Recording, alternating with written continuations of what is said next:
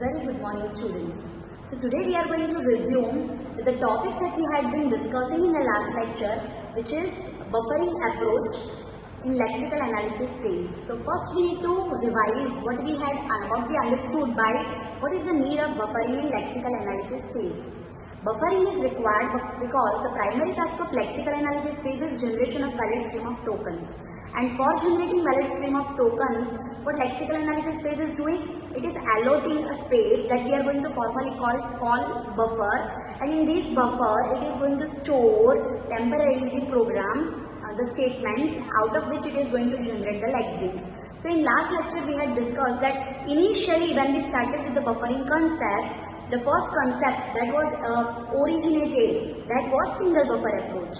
Then we realized the advantage of single buffer approach, that as single buffer is containing only n character size, what is going to happen is at the boundary of the buffer, it is highly possible that a lexeme is broken. In that case, when we are going to have next content, the problem which is going to arise is in the single buffer at the boundary, it is highly possible that lexeme is broken. Hence, two wrong lexemes are going to be generated, which is not allowable. So what was the solution proposed? The proposed solution was maintaining two buffers, as we had discussed in the last lecture. So for maintaining these two buffers, there are total n plus n, 2n character size memory is going to be allotted. This is the end of buffer 1, this is denoted as end of buffer 1, and this is denoted as end of buffer 2. Now mind well that we are not going to store any special character over here for indicating end of buffer 1 or end of buffer 2. This buffer is nothing but the normal memory that computer has. So it is going to have memory locations. It is just going to define that from this location to this location, memory location, we have buffer 1, and from this memory location to this memory location, we are going to call it buffer 2. It is also possible that these two buffers are not contiguous. It is not required. What is required simply is when you are loading the content in buffer 1, when you reach at the end, the next content should be stored in buffer 2. That's it. And you should be knowing that after incrementing and reaching to end of buffer 1, the next character that you should have been reading will be at this particular starting memory address.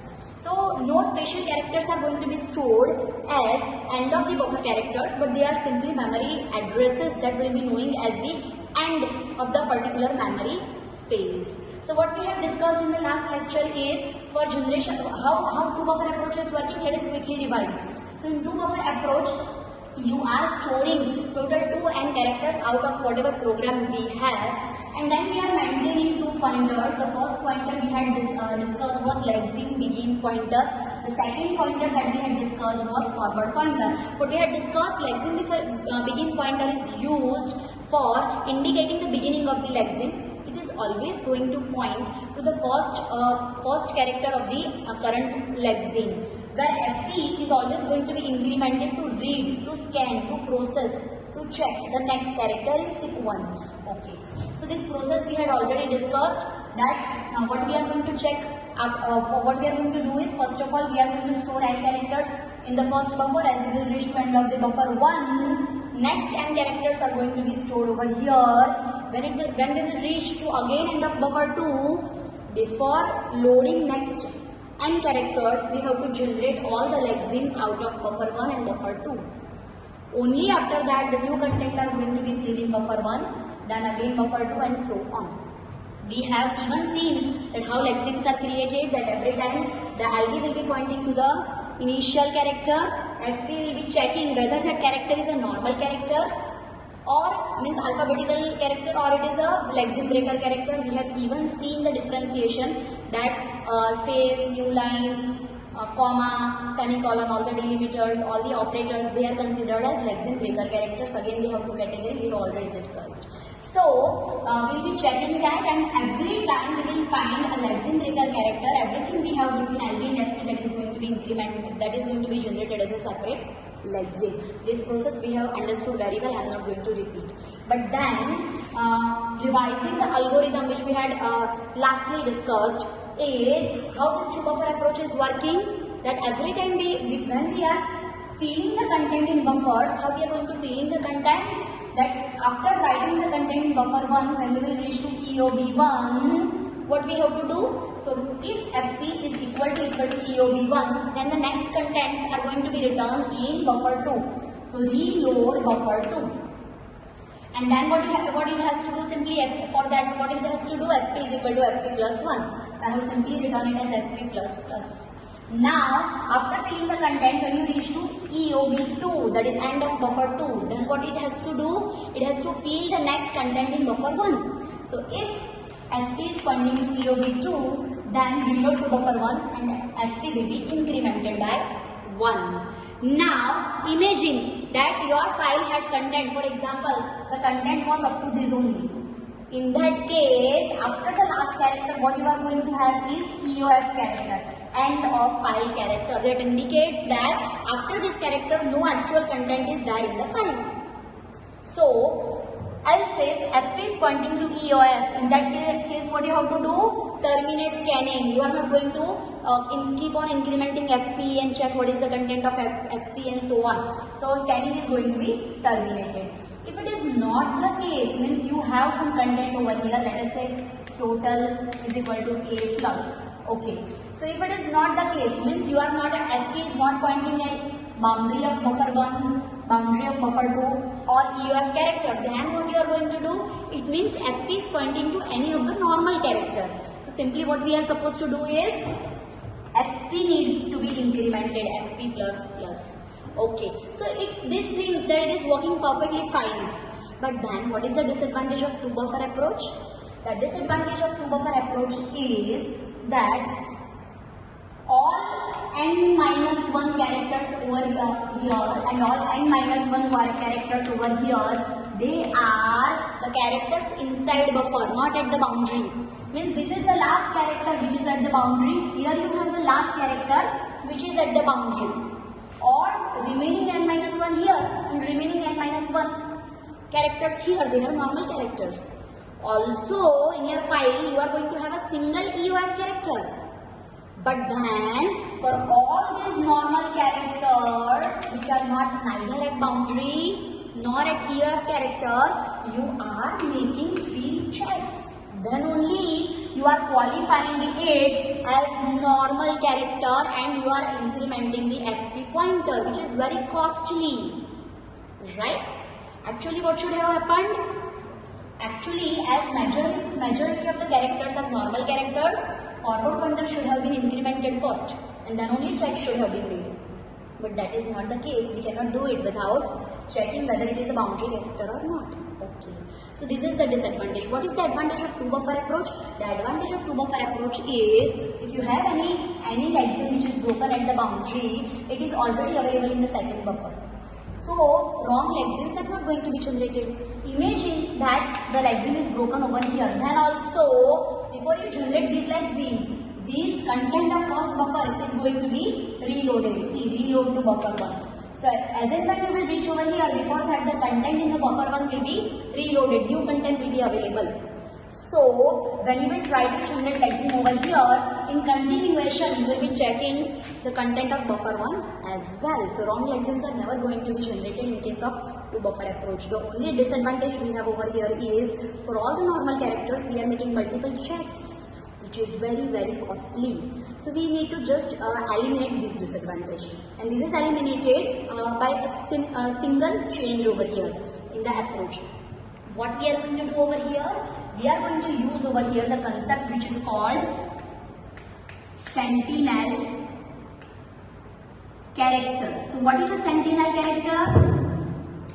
Sentinel character is a special character which we have. This special character is added at the end of both buffers. Now this sentinel character is selected smartly. We have 3 conditions over here: end of buffer 1, end of buffer 2 and EOF. Imagine if we decide our sentinel character to be EOF character only. How we are going to store content in the buffers? Let me show you. How we are going to store contents in the buffer? So this is going to be something like this. See. So it is like here you have end of EOF. This EOF is nothing but end of buffer 1. Okay. Here also you have EOF. This is end of buffer 2. Okay.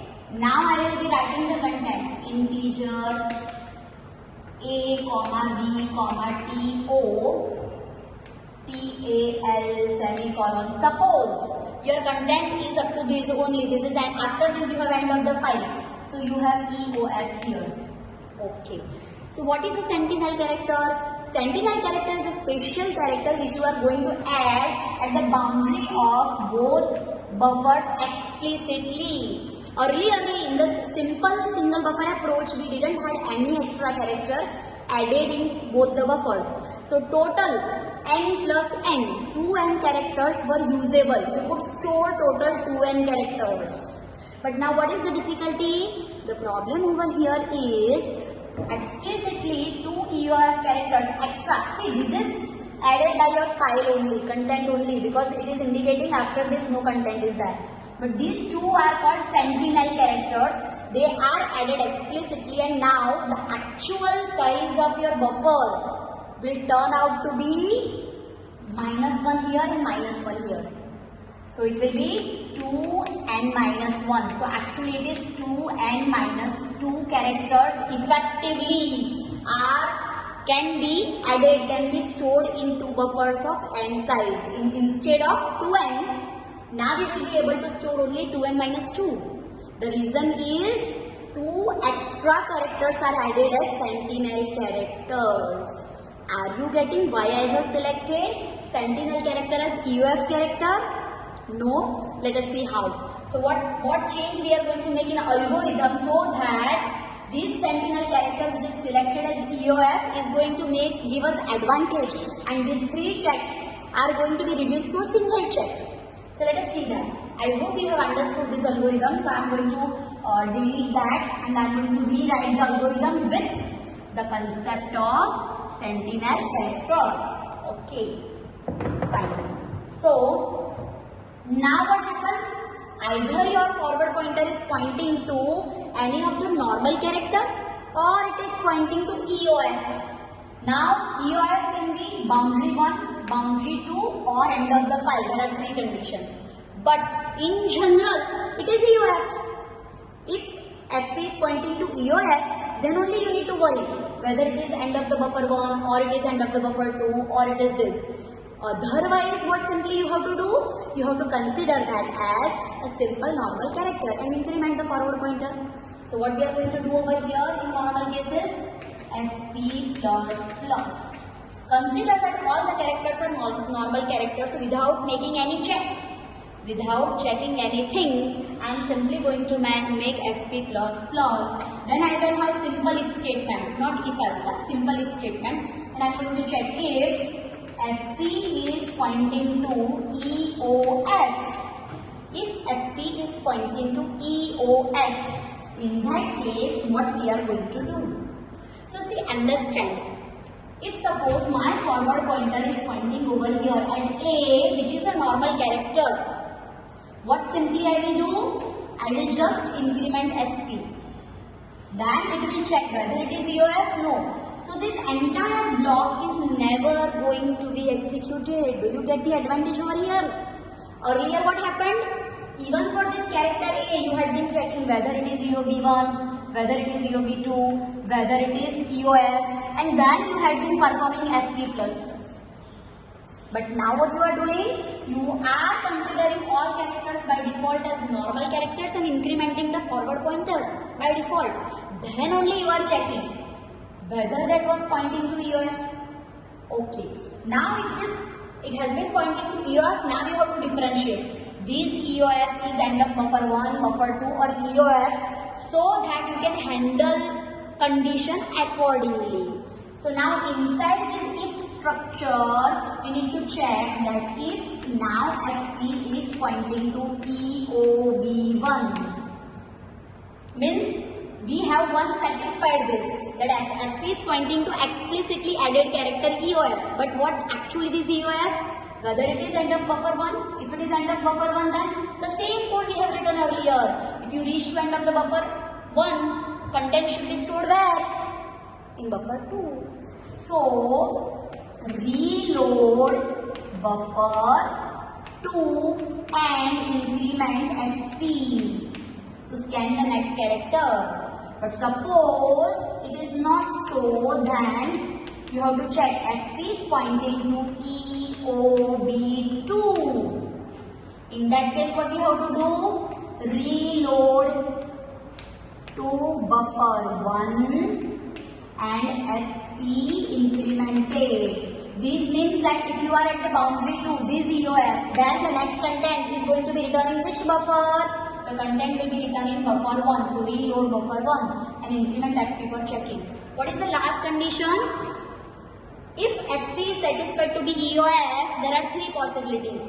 That EOF is EOB1, EOB2 or end of the file. So if this is not true, this is also not true, then by default what will happen? Your FP is pointing to end of the file. So I will simply use over here else. Please after this read here. So else, in else case what we are going to do simply? Else means FP is pointing here. It is not this EOF, it is not even this EOF. But that EOF is end of the file. So what you have to do? Terminate scanning. Simple. Okay. So this is end of this and this is finally end of this if block.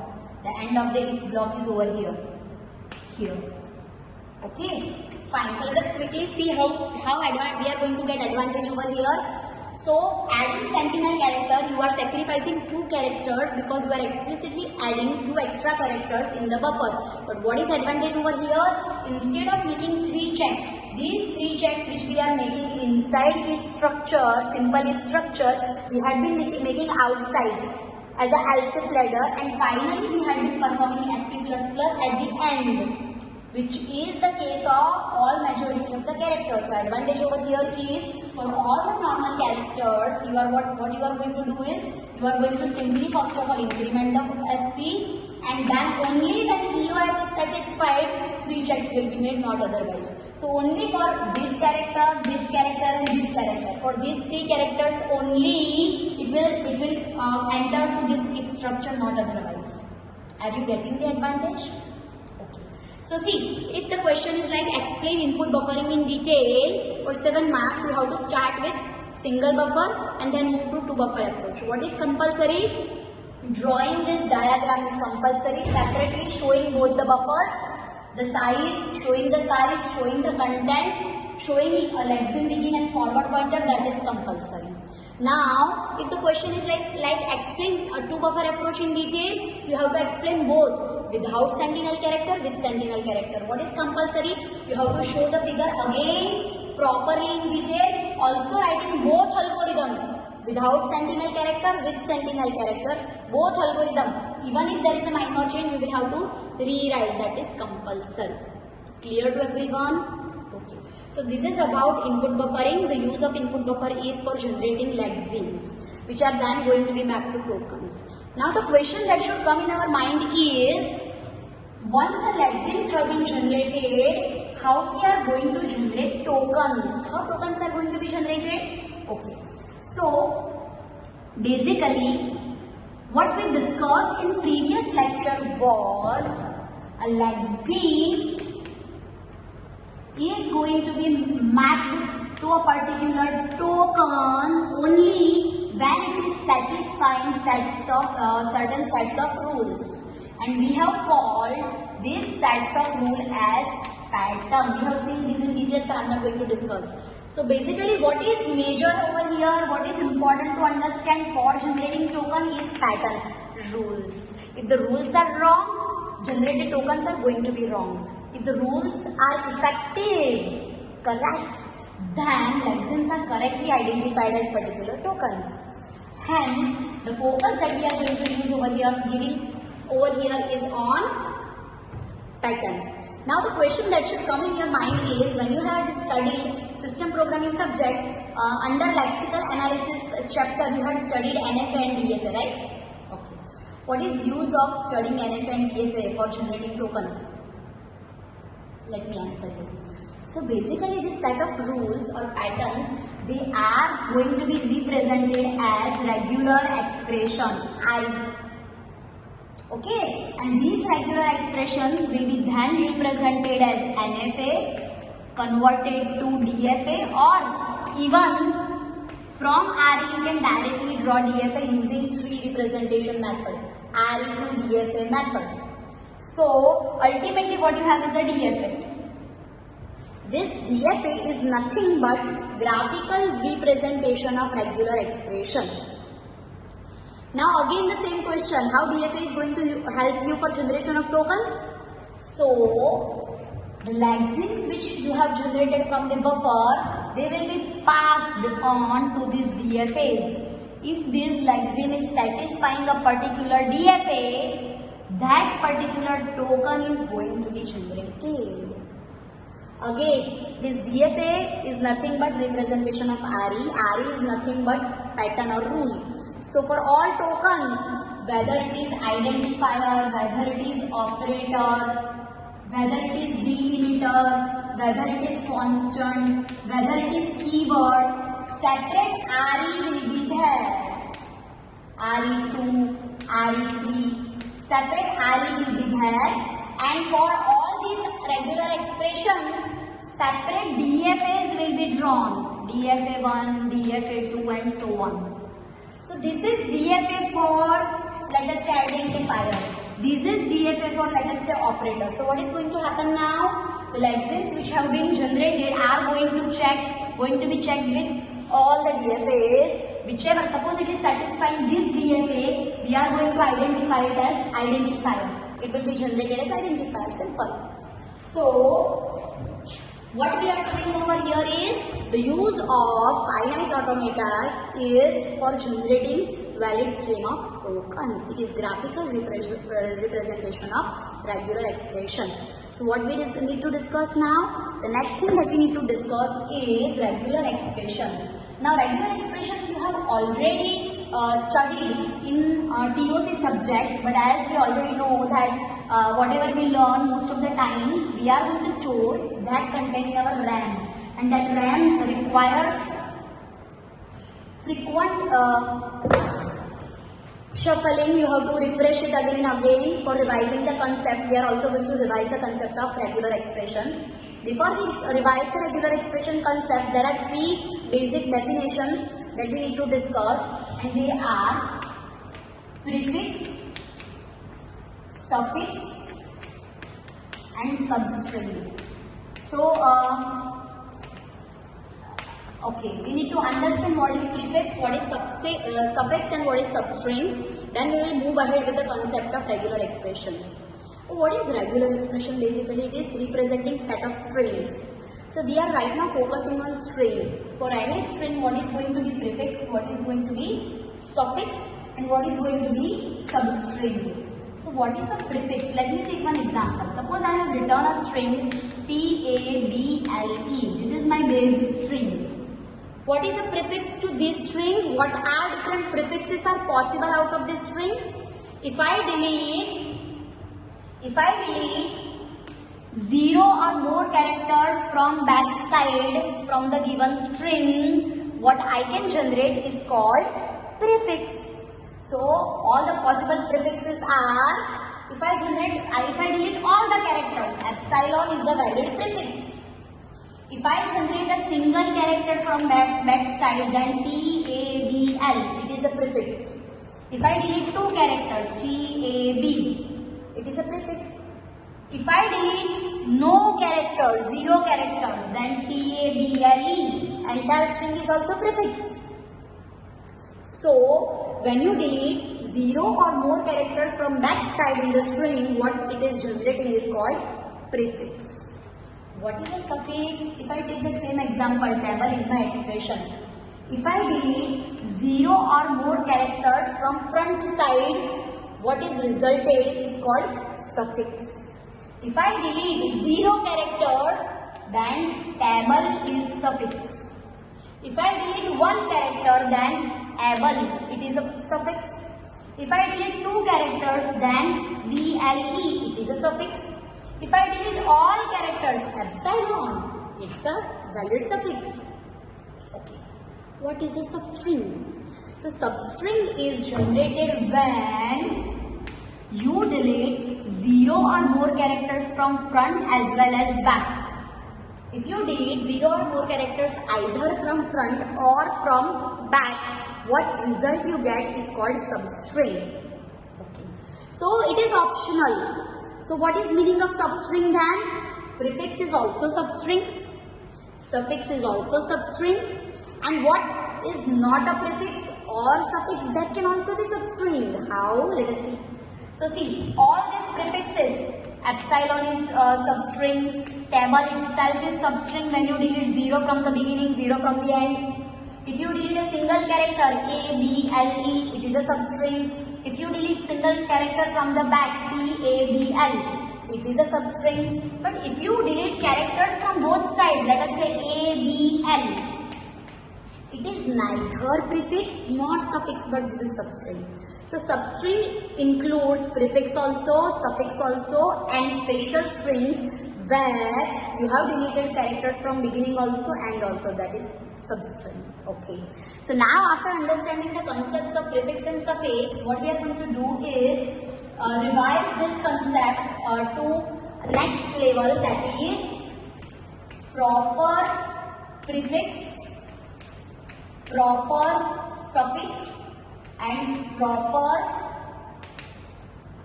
substring. So when a prefix will be called proper prefix, non-empty prefix is proper prefix.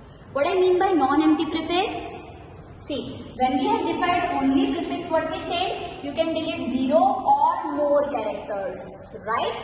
So if I delete all characters, epsilon is also prefix. But when you define proper prefix, the focus is non-empty. What is meaning of non-empty? You can delete 1 character, 2 character, 3. You cannot delete all characters. Your prefix should have minimum 1 character. So epsilon will not be included if you are talking about proper prefix. Similarly, what is a proper suffix? Non-empty suffix is proper suffix. Means you can delete 1 character, 2 character, 3 character, but you cannot delete all the characters from the string. Minimum 1 character should be there. So again, if you are writing suffix, epsilon will not, proper suffix epsilon will not be resulted. What is proper substring? Once again, a proper prefix is also proper substring, proper suffix is also proper substring, non-empty substring. You can delete as many you want to delete from front or end, but minimum 1 character should be there. Then it is called proper substring. Okay. So this is what we had discussed. This can be asked in definitions coupled with having theory. What is prefix, suffix, substring, or what is proper prefix, suffix and substrings. Okay. Now let us quickly revise the concept of regular expression. So what is a regular expression? What all can be valid regular expression? Let us discuss that. Okay, fine. So the first condition is epsilon is a valid regular expression. Epsilon means empty string. Epsilon is valid regular expression. Okay.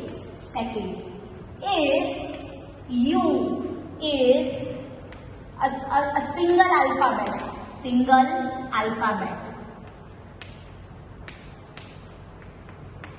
If U is a single alphabet or digit or even any special character. If U is single alphabet, digit or special character, then U itself is a valid regular expression. Okay, fine. If R is a valid regular expression, S is a valid regular expression, then R concatenated with S is also valid regular expression. Concatenation. What is meaning of concatenation? And. What is meaning of and? If suppose I will give you 2 strings, hello and world. If you concate them, what you get is hello followed by world. So this is called concatenation. Suppose your R contains small a and S contains small b.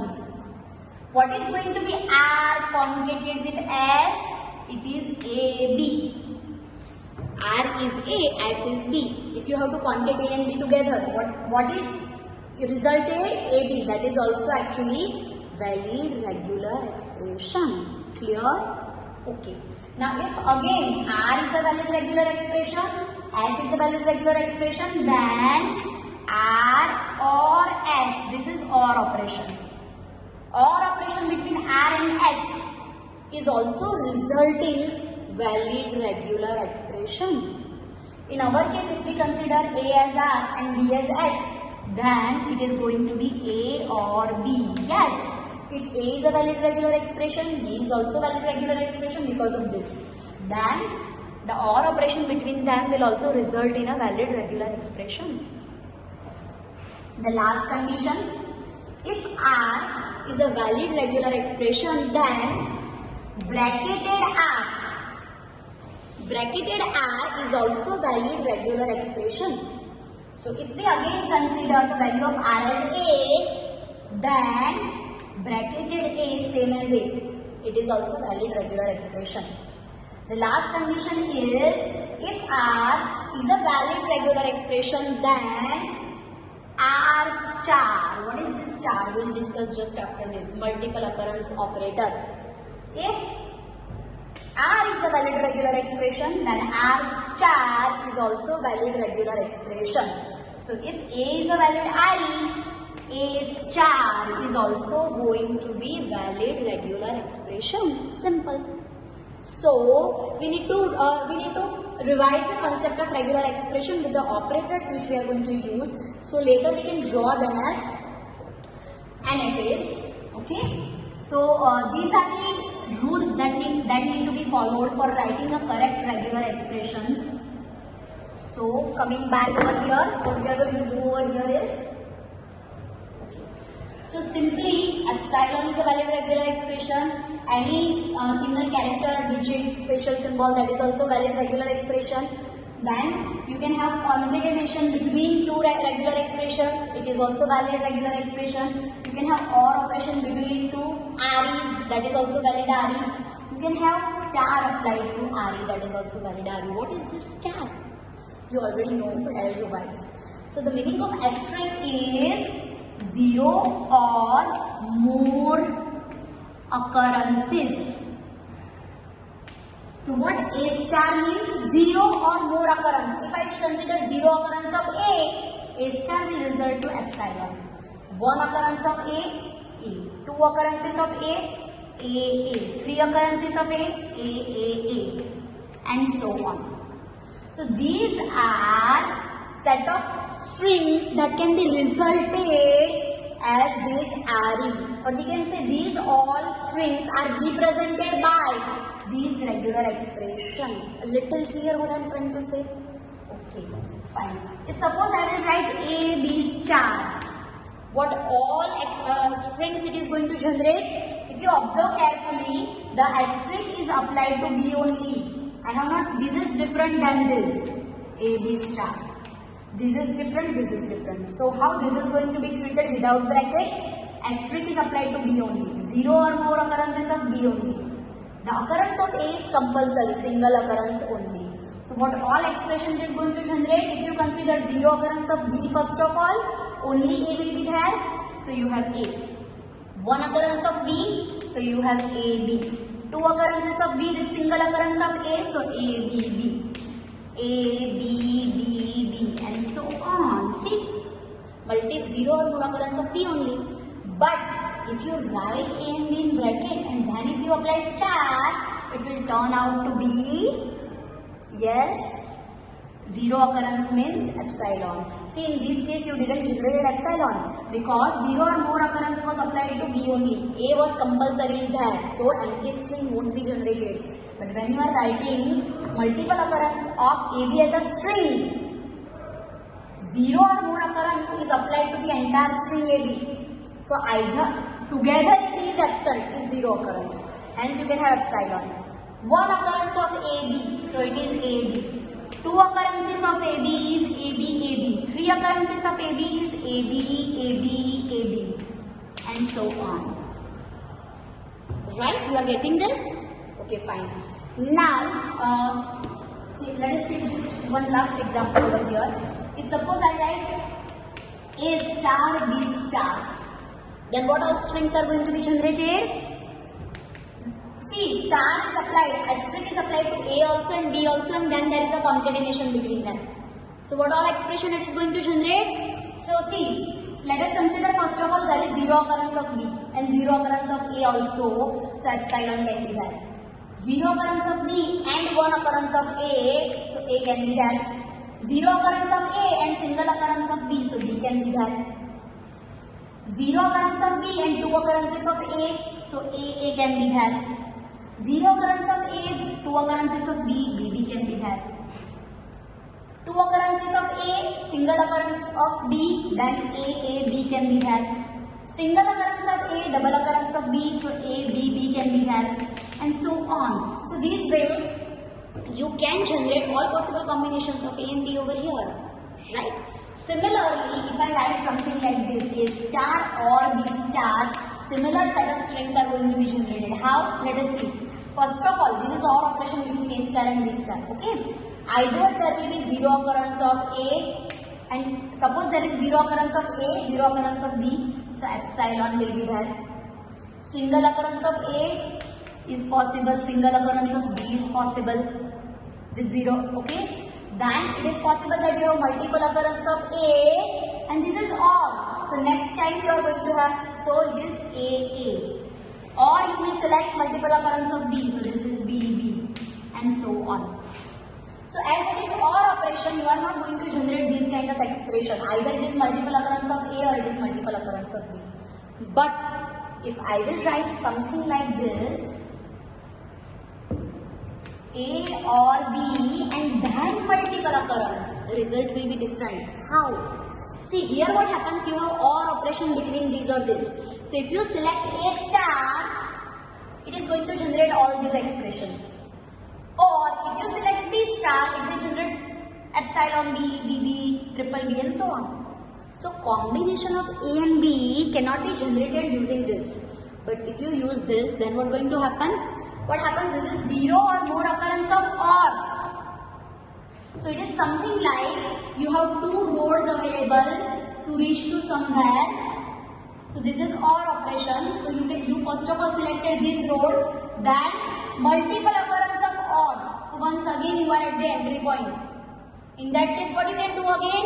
You can once again select either this road or this road.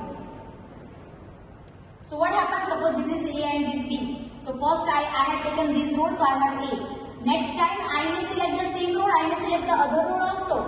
So I may have A, I may have AB also.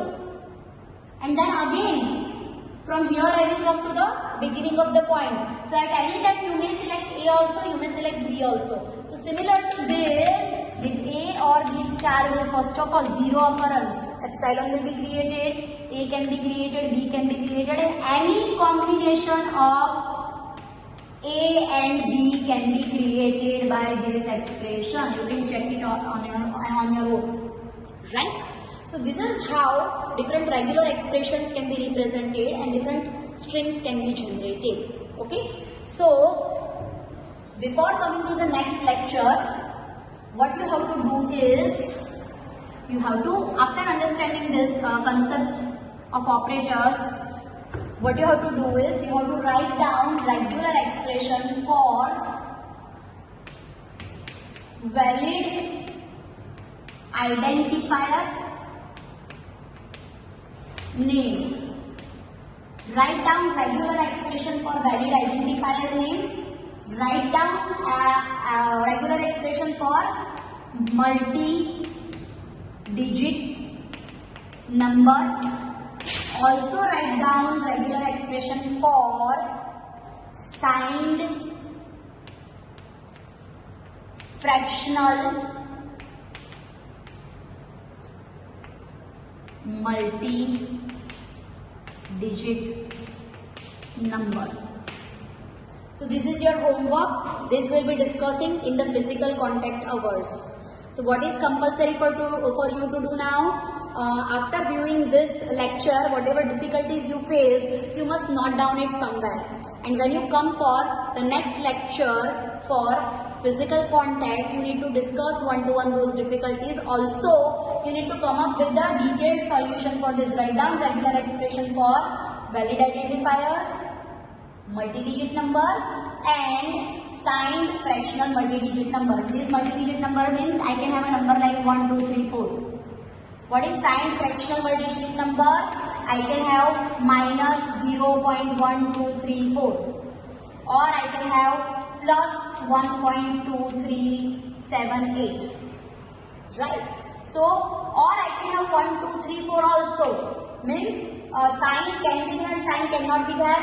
Fractional point can be there, fractional point cannot be there. All conditions should be satisfied by your answer. So you'll have to come up with the solution of these 3 problems and whatever difficulty you have in your next lecture. Meanwhile also, if you want to solve your questions or queries, you can anytime drop me a private message in Google Classroom, or you can drop me a mail, or even you can ping me on WhatsApp as well. I hope the lecture was understandable to you. If there was any problem, readability, voice wavelength or anything, please feel free to comment, give your suggestions and feedbacks for improvement. Thank you. Happy learning and please stay safe.